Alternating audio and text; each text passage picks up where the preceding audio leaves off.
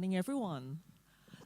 I'm sure that you just enjoyed the coffee break as well as the conversations that we have during the networking session as well.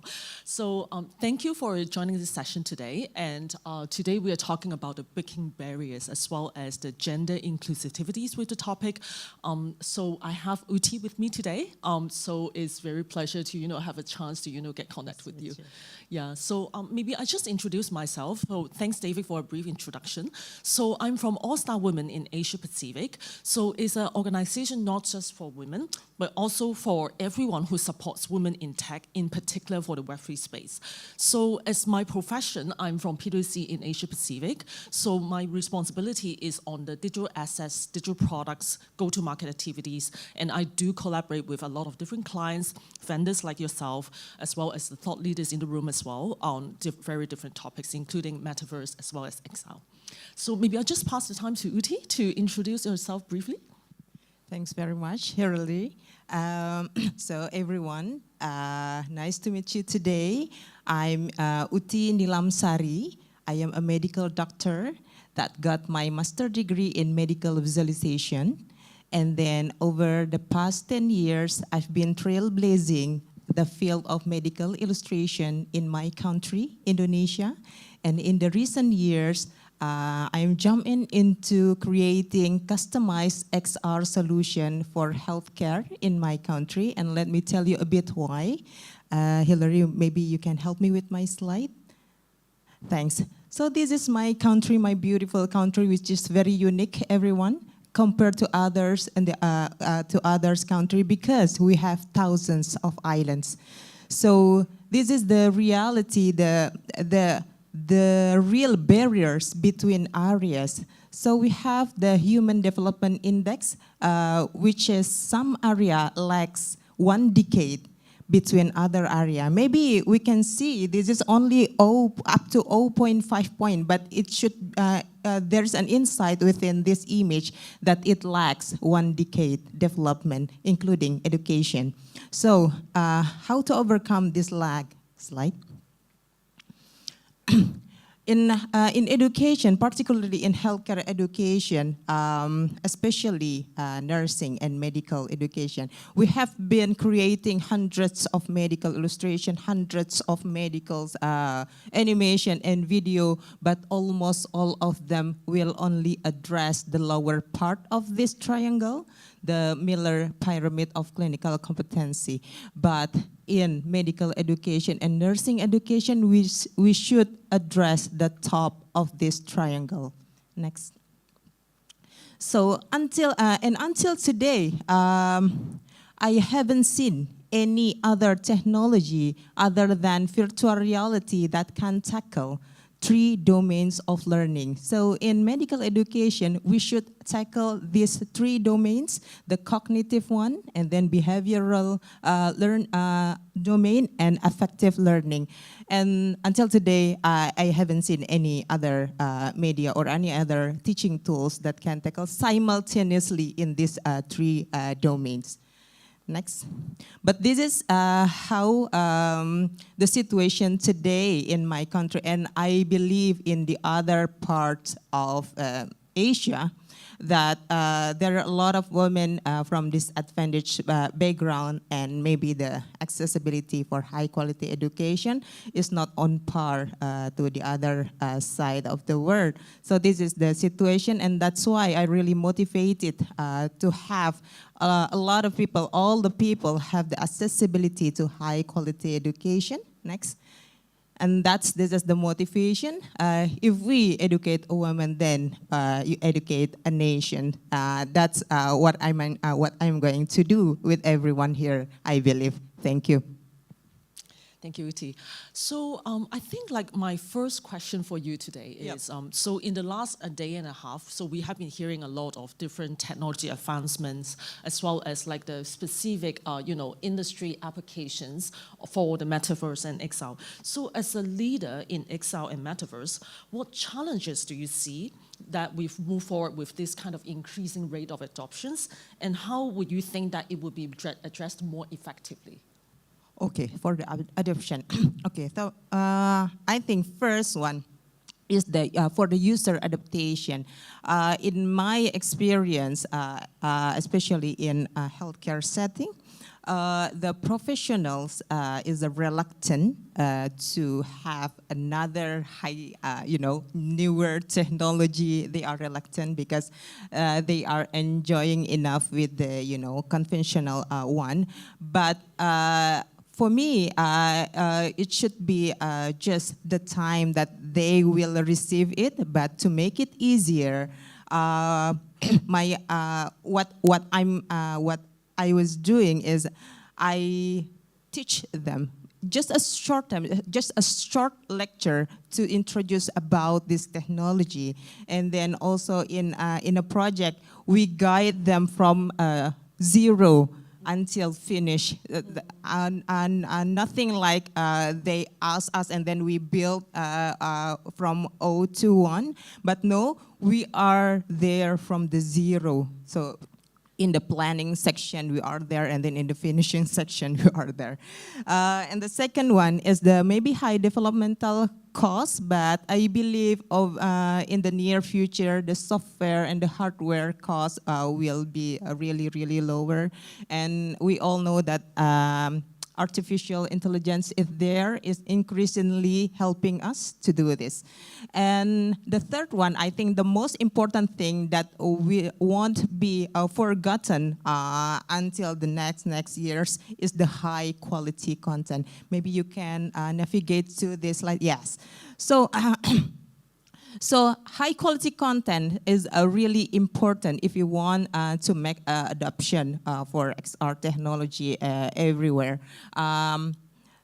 Jeremy Bylensons, the founding directors from Stanford Virtual Human Interaction Lab, say this thing, that virtual reality can really be shine if we have this kind of scenario inside the virtual reality, which is the scenario that are dangerous, impossible, counterproductive, and then expensive or rare.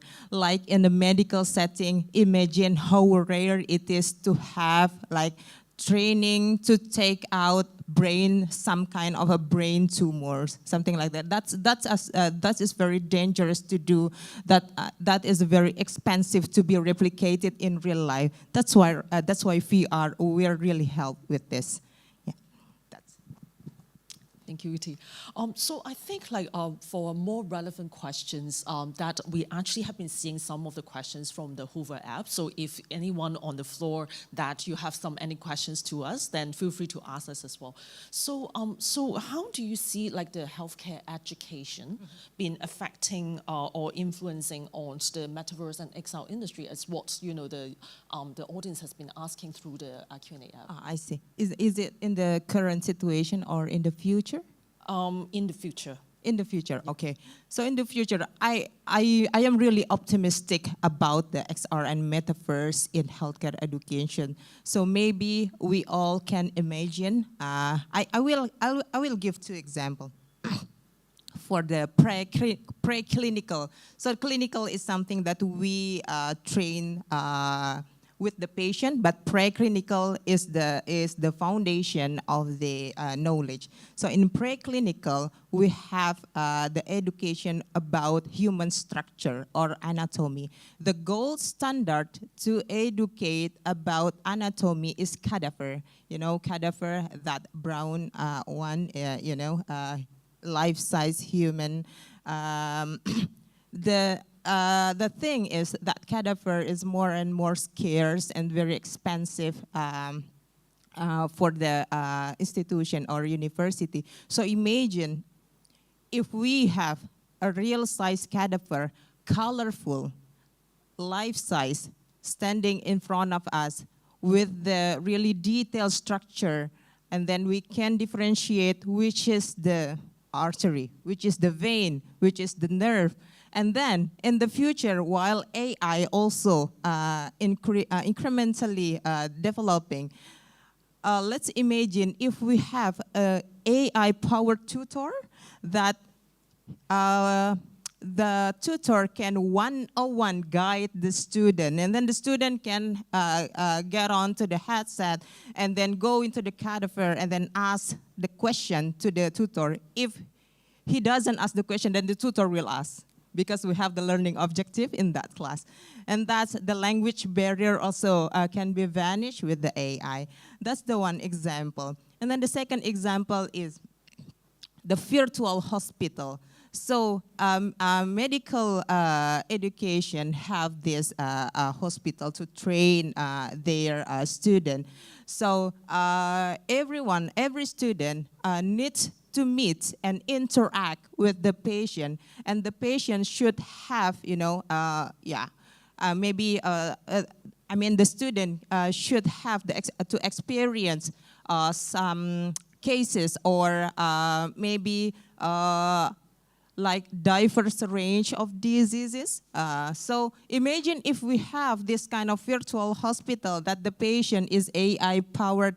It can have many cases in one patient, and we can set the patient into how sick he is, or how emotional the patient. And then we can train not only the cognitive part, but also the communication skills, something like that. And imagine if we do it in a metaverse, then students, maybe from my country, or also maybe from Africa, can train together with the teacher from around the world, and without any language barrier with the AI. Yeah, that's the future, I think.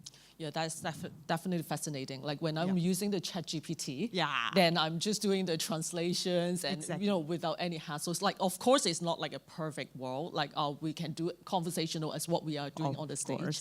But then definitely it would be already a big movement. Like apart from the technology barriers, like we no longer need to code. Then we already can rely on the Gen AI to do partial of the for example what you mentioned, like the patient care, as well as like a AR a telehealth. And a lot of things that's actually happening in healthcare is very, very exciting. Exactly. Yeah.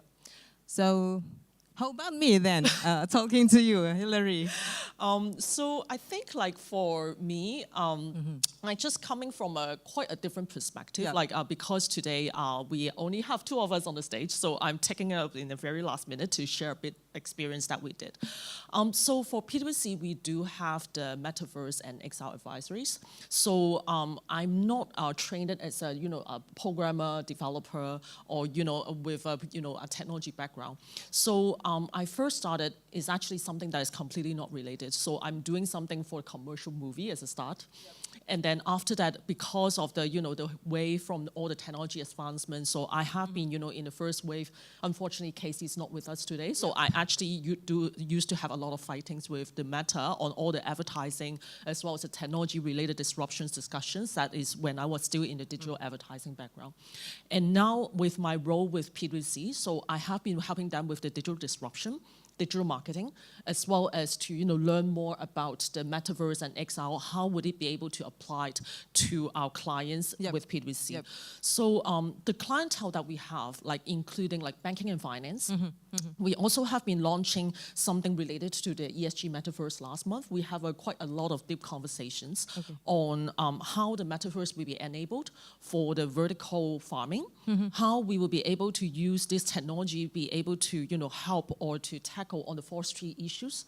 For example, in Indonesia as well, we do have projects in Indonesia, and also like so we also been aggregate to talk to the the asset managers as well as the private equity owners, like with all these ESG heat, apart from the Metaverse, apart from emerging technology as well as Gen AI.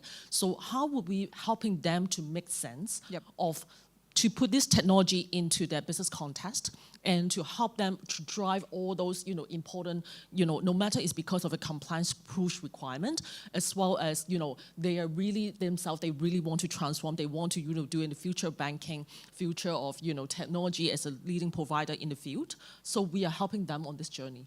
So I think like the most important part of it is that the willingness to learn. So because like we're in the technology fields, like everything is just like changing every second. Yep. So if we don't really taking the initiative to, keep on learning, to keep on exploring. Exactly. And I'm sure like for me, I did learn a lot with these exercises. Like also I'm meeting a lot of new friends in the health tech to know, oh wow, nowadays like we are doing all the telehealth, and then during the COVID, definitely there is a lot of acceleration that has been happening in the last 2 weeks, 2 years as well. Exactly. Yeah. So maybe I just have another look on the questions. So Uti, maybe I just changed my background a little bit in fitting into your context. Like, so I'm coming from a business background, and I'm helping to my clients to make sense with my business knowledge as well as the technology sense that I have. So from you, like because you are, a very, very literate doctor, as well as, you have been in the field for so long time. So is there any tips for our audience? Like how would you communicate or to address the business problem? Because like everyone in here, you come in definitely with a business problem and you have a solutions for your client, right? Yep. So what is some of your tips or your, insights that would help us to translate what we want to sell to, what the client needs, and then to, help them to get to understanding about your product better? Interesting. Thanks for the question. So yeah, I'm coming from a medical background. When I graduated from medical, I think I do not know anything other than that. So getting into the business and then this field, the XR is really hard. There is a lot of things that I should learn, but how to overcome that? I think that I got my master's degree in medical visualization, then I can acknowledge about the technology, and then I autodidactically learn about the business part. But when we speak to the client, we should avoid a lot of technical jargon. So I prepared my slide as easy as possible, and then I translate it to the client. My client is from the healthcare, so I will adjust the language more into them.